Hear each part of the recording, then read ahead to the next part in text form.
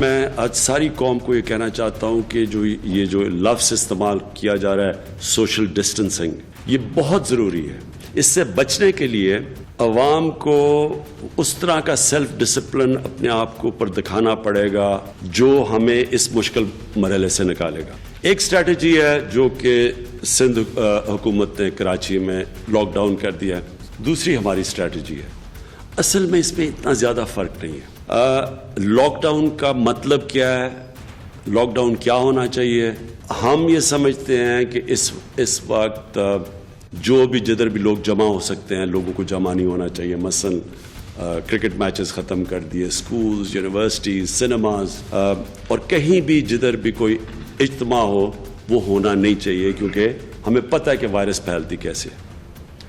لیکن ہم نے یہ ایک جو کراچی کے اندر انہوں نے ٹوٹل لاک ڈاؤن کا اس وقت سوچا ہوا ہے، ہم اس سے تھوڑا پیچھے ہیں۔ اور جو میری سب سے بڑی مخالفت ٹوٹل لاک ڈاؤن پہ یہ ہے کہ دیکھیں وہاں تو لوگوں کو یہ حالات نہیں ہیں۔